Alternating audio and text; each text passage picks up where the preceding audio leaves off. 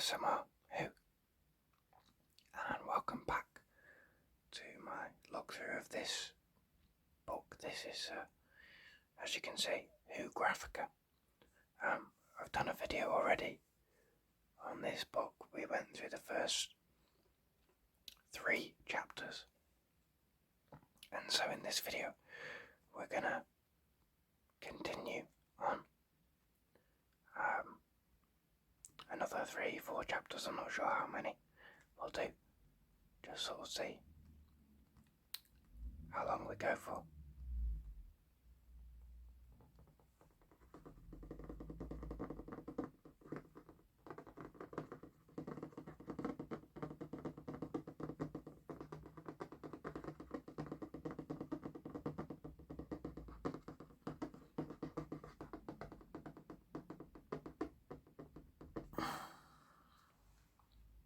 So, open it up, we'll go to chapter 4, start of chapter 4. So yeah, chapter 3, we did the first 3 chapters. Chapter 3 is quite a big one, I think.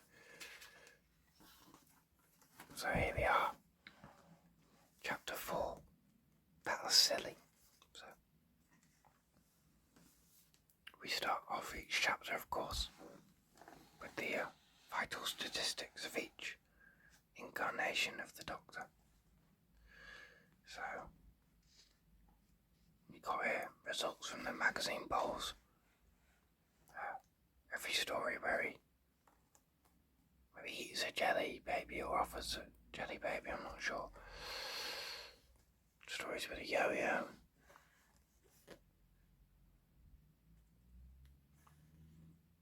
First words, last words. Number of episodes, number of stories. Appearances and other stories there. He gets all 4 pages. So this is his original scarf. This is season 12 to 14. You've got all these different types of coats that you see him in. Here's a height, of course, there. That's the season 15 scarf. This is a season 16 and 17 scarf. And of course this lovely red one is the season 18 scarf. Planet log. So this is the different planets he's been to. Wow, we've got modern day Earth, future Earth, historical Earth, space station, alien planet, a moon, the Mandragora helix, and the void between E-space and the universe. That's 1 story each there, of course. Any more? So this page, Sharda, the repeatedly completed, uncompleted adventure. So this will be out of date now because of course we've got new versions of Sharda. So where does it start? It starts here in 979, up here. Doctor Who script editor Douglas Adams begins work on Sunburst, a 6-part Doctor Who story intended to be broadcast in January and February 1980. And then you've got your filming, industrial action. There's no more time to complete it for broadcast. And then June 1980, plans to complete Sharda as 2 15-minute episodes for broadcast over Christmas 1980 are abandoned because of lack of available studio space. And then it's a feature on it in the magazine. Lalla Ward completes work on Warriors Gate and leaves Doctor Who in October 1980. And then, of course, 1981, Tom Baker does The Coppolas and leaves. 1982, December 1982, Tom Baker declines to join production of The Five Doctors. And then January 1983, permission is granted to use footage from Sharda in The Five Doctors so that the fourth Doctor and Romana will appear, if only briefly.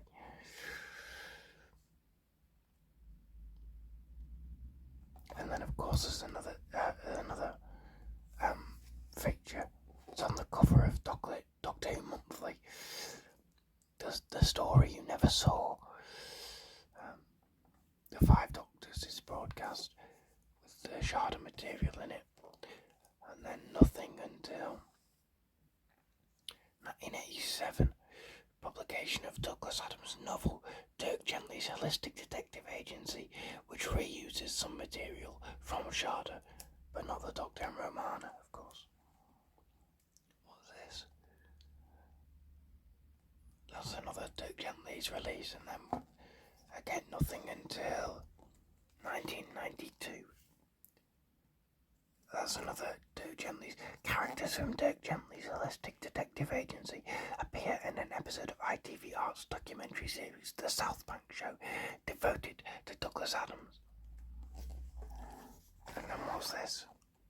BBC video release of Sharda, with new linking material presented by Tom Baker and a printed copy of the rehearsal script.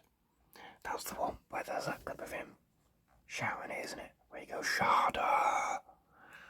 That's where that's from. Which I did watch. I didn't watch that version, but I watched the linking material, I think, on the Blu-ray.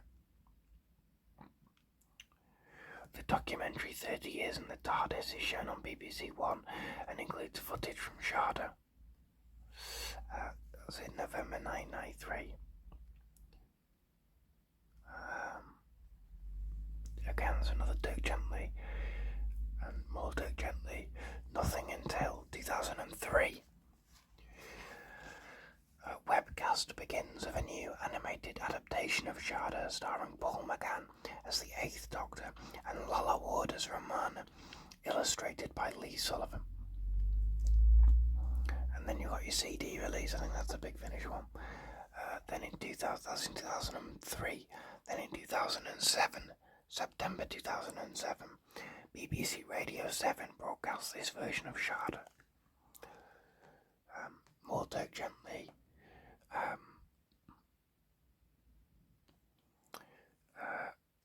2010, December 2010, BBC 4 broadcasts a new TV adaptation of Dirk Gently, but including little of the material from Sharda.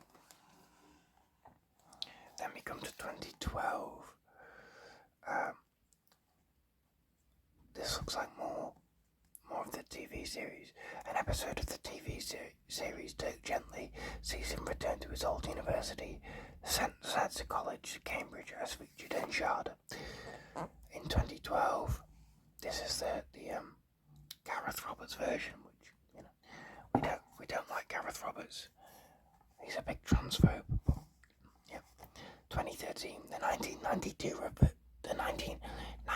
version of Sharda is released on DVD as part of the Legacy Collection, together with the 2003 animated version.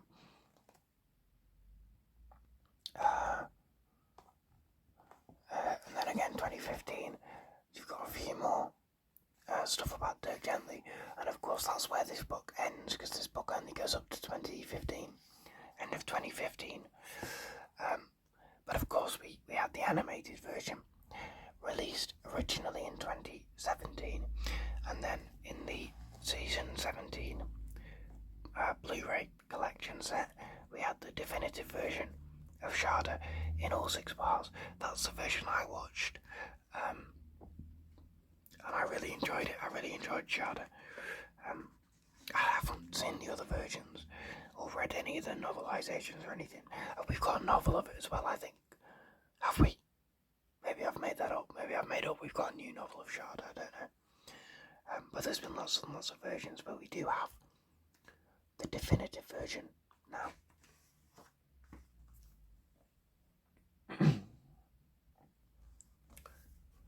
Say the the letter A in the names of the companions.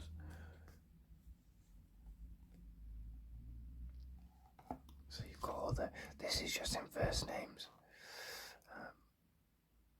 It's interesting that they include Adam as a companion.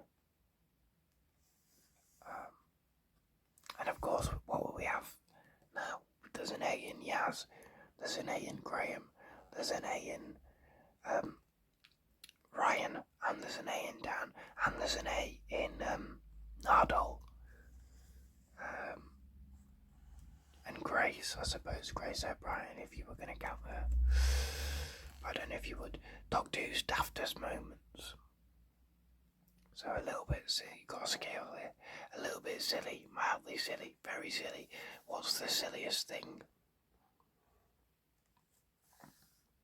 The Doctor and Sarah protect themselves from an exploding nuclear power plant by hiding behind a jeep in the hand of fear.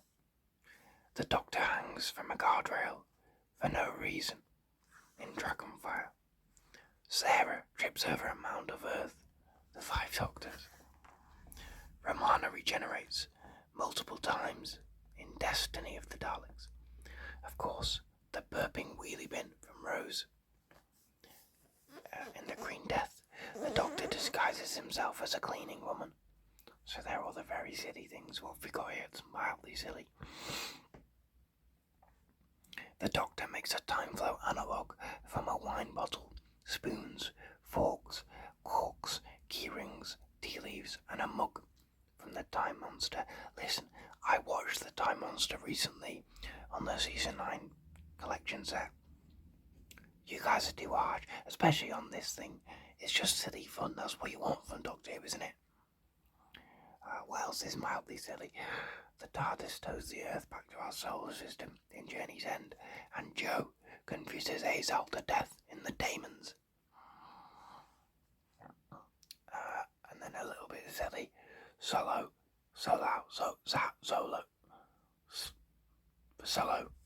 Karazi kicks the Murga in Warriors of the Deep.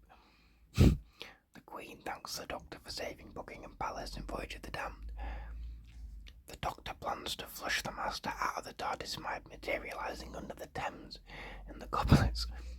Perry is accosted by a tree in Mark of the Rani. And then we got a couple of white ones which are clearly not that silly. Hobson and Benoit stop the moon base from depressurising by plugging the leak with a coffee tray in the moon base. And the Rani disguises herself as Mel in Time in the Rani.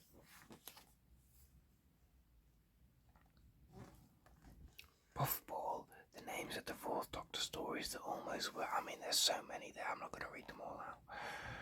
But, what have we got here? Lots of different, yeah, so they're all in alphabetical order, yeah. I mean, it's almost impossible to tell what's supposed to be what there, but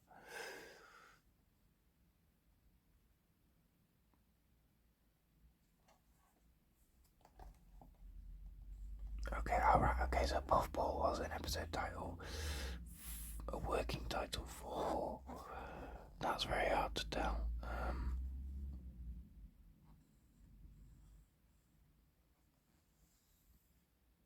The Ark in Space, maybe.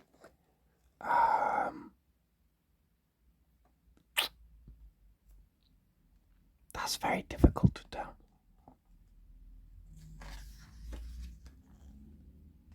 A tune, the Doctor's record of performing music. All the different times here. Plays different musical instruments. These are all the different colours of Target books. What do I have my Target books on hand?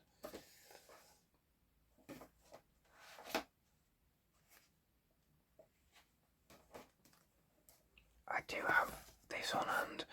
Of course, I started a read through of this recently, if you're unaware, but I don't think it doesn't look like it's going to have the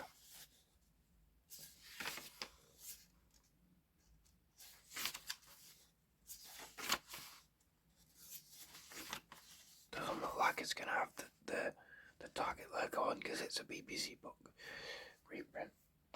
So I don't know what the logo would have been on that. If it's 1960, yeah, I don't know. Saturdayness. Days of the week on which the 826 episodes of Doctor Who were first broadcast. So most of them are on Saturday. Of course, we've had a lot more broadcast on Sunday, of course, with the Jodie Whittaker era. And this is a quote here from the 11th Doctor. There's loads of boring stuff like Sundays and Tuesdays and Thursday afternoons, but now and then there are Saturdays, big temporal tipping points where anything's possible. The TARDIS can't resist them, like a moth to a flame. So we'll move on now to chapter 5, Friends and Companions. We might do up to, depends how long, 6 and 7 probably don't look that long, so we might run through a couple of chapters here, I reckon. And chapter 8's only very short as well, so you got your 5th Doctor vital statistics, so you got number of stories, 20 stories. All the different things that return in season 20. 69 episodes, very good, Peter, very good. Fashion show. You got his different. This is from, of course, Black Orchid. That's from Warriors of the Deep, and that's from Planet of Fire, I think. Five's friends, all his different companions. So what's this? Companion count. The most frequently appearing of the Doctor's friends. So it's got a colour thing here. It's not got all of the companions. It's just, I think it is literally just the most frequently appearing ones. So you've got Ian Chesterton and Barbara Wright. You can see here there, right at the top. There's one episode there which is just Ian and no Barbara. I'm not sure what that is. Am I going to try and let's see if I can work backwards and work it out. Because they leave in the chase. So 1, 2, 3, 4, 5, 6. And then what's before the chase? The Space Museum. 1, 2, 3, 4. And what's before that? The Web Planet. 1, 2, 3, 4, 5. Wait. Oh, maybe this is the Crusade. 4, 5, 6. 1, 2, 3, 4. 1, 2, 3, 4, 5, 6. But yeah, I think this is the Crusade episode 3, which has no Barbara in it. It looks like, but it's hard to say. And then in blue, we've got Jamie McCrimmon. In this darker brown, this is Brigadier Alistair Gordon Lethbridge Stewart. This pink here is Sarah Jane Smith. This dark blue is K9. This olive green is Tegan Javanka. And of course you've got different appearances there.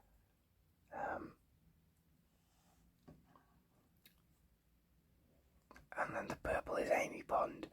And this sort of yellowish is Clara Oswald. I think Yas would probably have a spot on here now. Maybe. Would any others? No, I'm not sure they would. But yeah. Companion exits. So this is all the different ways companions leave. Victoria moves in with a couple she's only just met, Victoria Warford. That's in A View from the Deep, isn't it? I have watched that. I watched the animation. I'm not sure that that's entirely accurate. I think that's a little bit more I'm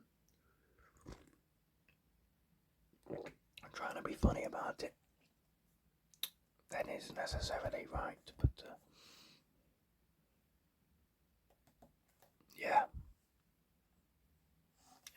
like Adam Mitchell thrown out of the TARDIS for being stupid. Yeah. And we still don't know about Ace. I think that was really good as well in The Power of the Doctor, that we never really got an answer for what exactly happened with Ace and the Seventh Doctor. I don't think we ever should know. I don't think we need to ever truly know the reason why they, what happened there. Companions' jobs. What their jobs are when they meet the Doctor and what they ended up doing afterwards. So, the most common stuff is science and medicine, military. So let's see, what would some of the other companions go into? We've got science and medicine, which is this one. Service industry, shop clerk, stewarding and maidening, etc. This is military and security, secretarial and writing, unknown, teaching, looking after children, student, sailor and adventurer. Who was already an adventurer when they started on Captain Jack, I suppose, yeah. So Bill is sort of a student, but only because of the Doctor's influence and his sort of service. I would put Bill in service industries because she serves chips at the university. What about Nardo? Oh, crikey. Move my camera back to them. Nardo. I don't know what you'd put Nardo into. Probably unknown, I think. I don't think it really comes into any of these. And then Yaz is a police officer, so that's got to be military / security, surely.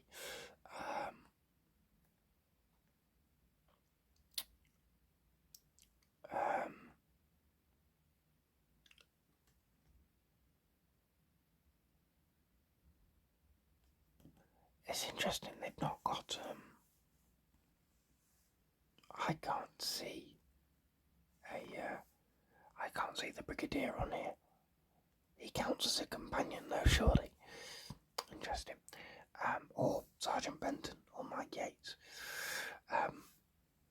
But they've got like Grace Holloway and Adam Mitchell. What's that about? Anyway, yeah, Yas is there. Ryan works in a warehouse, so probably service industries.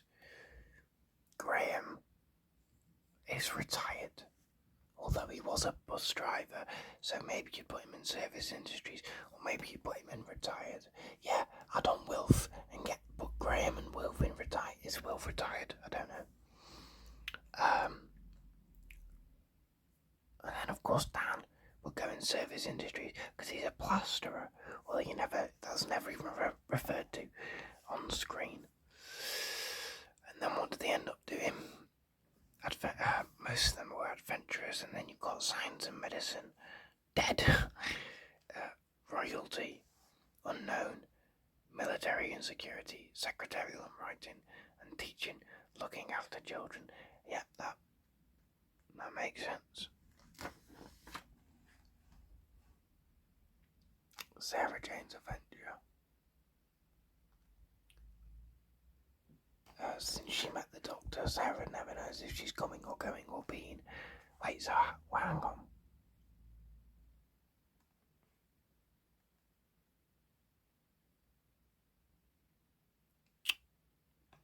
Sarah is born in May 1951. There's lots of stuff, so this is a much more specific picture of stuff.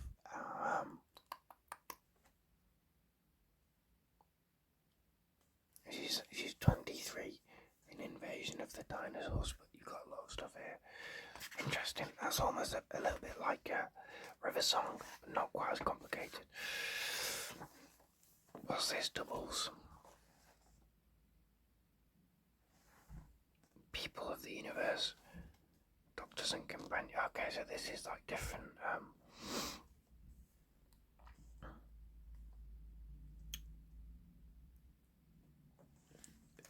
Yeah, actors who've portrayed multiple characters.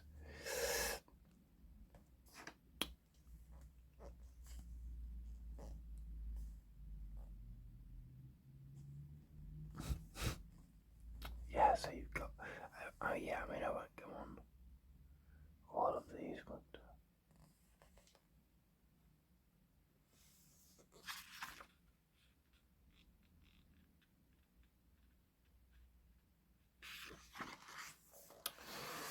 Roles for women. So this is ratios, of episodes with women companions and women villains or antagonists. So 14.7. Of course, this is out of date now.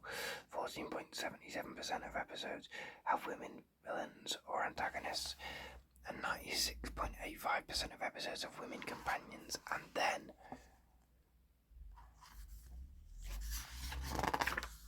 oh, hang on. I'm sure there's another one, which is behind the scenes roles for women, and of course it's much less. The name dropping doctor. I won't go through all of that. Characters named in episodes and story titles. I mean, yeah, you can see that there. Yes, there's the timeline of River Song. I knew it was around here somewhere. So if you're ever confused about the timeline of River Song, then this is it. Because this is all her appearances in the TV show, at least, that you see of her.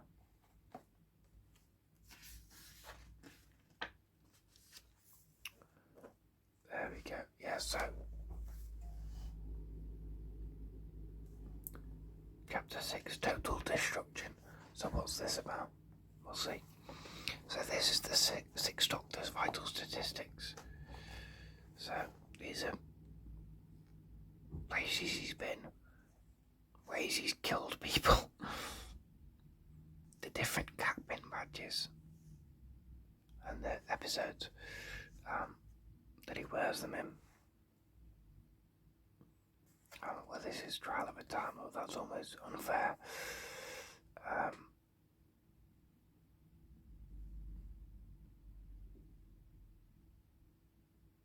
It's interesting that the colours of these seem to be slightly mixed up based on this. Curious. Fashion show there, and appearances in other stories.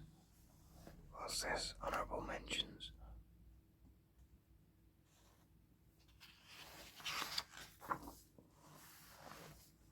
How to Kill a Time Lord.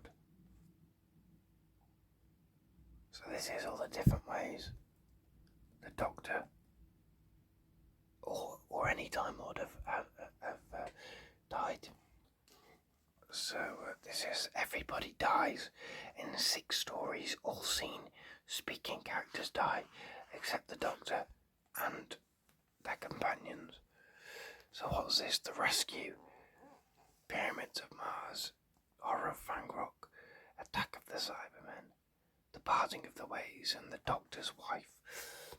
Are there any others?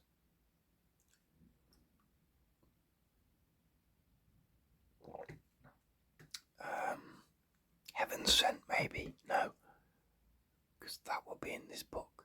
I'm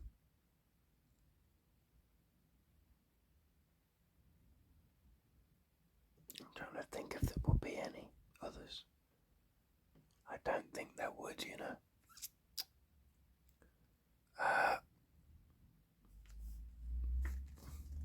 Eve? No, I don't think there would. Weird Weapons, Total Destruction in the Strangest Ways. So we've got destructiveness and weirdness down here. So this is the most destructive, and over here is the most weird. So the most destructive this weird weapon is the Doomsday weapon from Colony in Space. And the least destructive and least weird are books, companions, and then we'll go over to this side. What have we got here? A statue, the moment, plastic, a wood and a horse, jelly baby, tissue compression eliminator, singing, vinegar, a satsuma,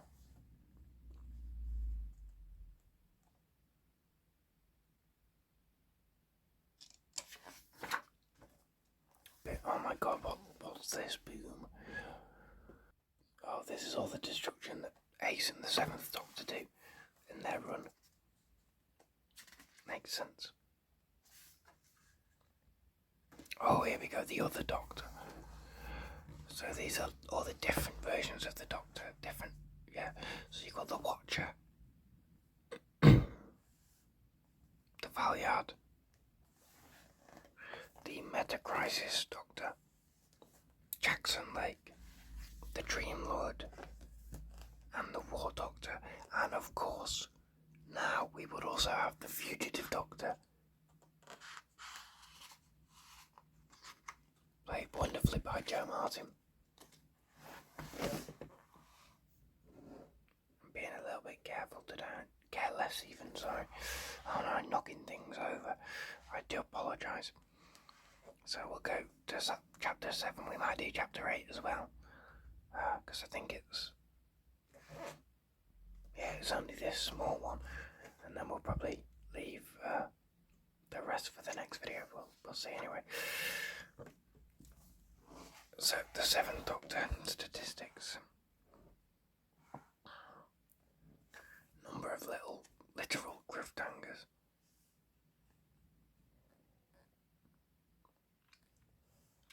What's this? The Doctor's malpropisms.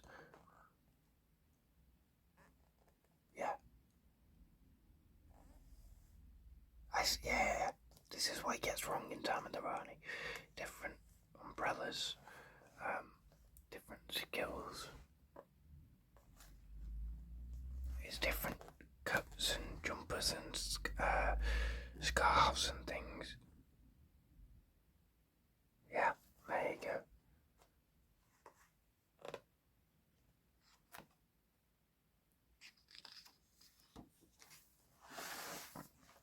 So this is everything the sonic screwdriver can do. Things we've seen it do. And things it can't do. Unlock wooden doors, wound or kill living things. Unlock a deadlock seal. Stop giant wooden toys. Survive a pterodactyl's laser gun. Should we go through everything that we have seen it do? Because it'll probably be lots of very silly things. So, repairing organic parts. Operating computers, creating fire, overloading robot sensors, bouncing waves off a knife, reversing magnetic fields, performing TARDIS maintenance, scanning for life signs, calculations, cutting through a wall, scanning for alarm systems, detonation of landmines, unlocking a holding cell, operating cash machines, opening electronic doors, creating sparks, unbolting doors, fusing shutter sliding door, opening a lift door, distracting giant maggots, detecting booby-trapped floor tiles, breaking a hypnotic trance, opening a refinery door, unlocking a taxi door and window, remotely detonating mines, cutting locks, tightening and loosening screws, repairing wires, fixing a circle of transmat refractors, breaching a force field, sabotaging a two-way radio, deactivating an energy loop, safe cracking, unlocking handcuffs, hacking into websites, turning off security systems, locking and unlocking hatches, disabling emergency exit alarms and locks, fusing locks shut, opening bus doors, unlocking handcuffs, acting as a medical scanner, partly reversing the absorbal loss absorption of Ursula Blake, building a DNA scanning device, scanning for fluctuating DNA, detecting and stopping telepathic signals, scanning a life form for information, destroying the controls of a lift, establishing a computer interface, creating a hole in a force field, blowing up a Dalek bomb, creating loud noises, calling phone numbers, detonating an explosive device, searching a smartphone for an app, dematerializing the TARDIS from afar, activating ventilation air ducts, changing the destination of a teleport, tinting glass, activating the memory erasing device in the Black Archive, disabling a shimmer, corroding barbed wire, cutting rope, acting as a flashlight, cutting a spider web, uncorking a champagne bottle, analysing and healing wounds, detecting differences between gangers and humans, electrifying a dream crab's nerve centres, scanning for heat signatures, scanning an apple, shattering glass, exploding light bulbs, hacking into computer records, disabling force fields, switching off CCTV monitors, repairing lifts, deleting answer phone messages, changing train signals, detecting the location of a mobile phone.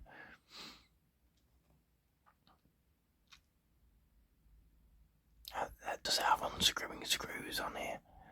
Have I missed that? Because it has done that.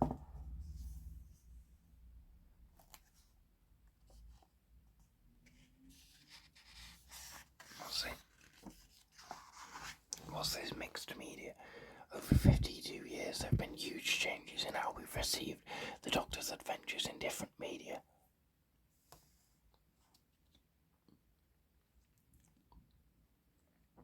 Oh, that's like broadcast stuff. Type Forte. The first use of particular letters and punctuation in Doctor Who titles.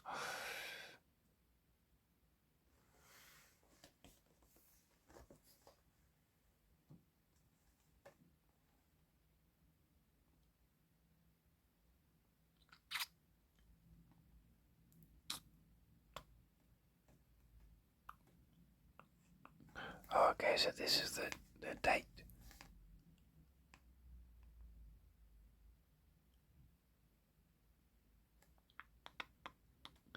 So the latest one is this. Well, I mean it's this here, which is in Sleep No More. Of course, we've had punctuation, more punctuation now. We've had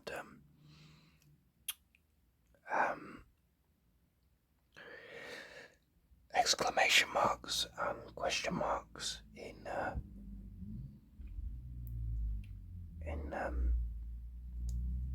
the Jodie Whittaker era. I'm trying to think if we've had any other unique punctuation. I don't think we have. We got the ampersand here from Love and Monsters. This, I'm not even sure how you pronounce that, which is from the Damons.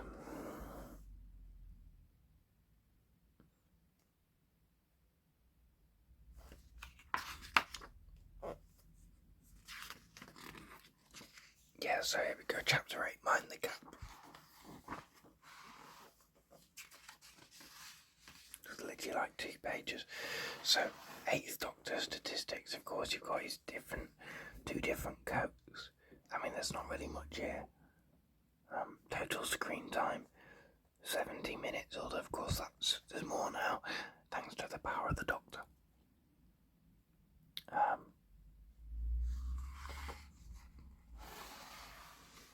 Yeah. The Dark Years without New Doctor Who on television, Mind the Gap. So this is just like a timeline of the wilderness years, basically. And that's all this is.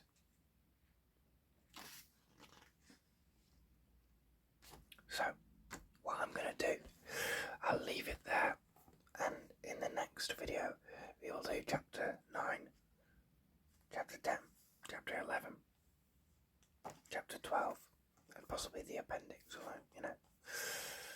because it's there. And then that will be it, and it'll just be those. It'll be a 3 video series, probably. But yeah, we'll go through those next time.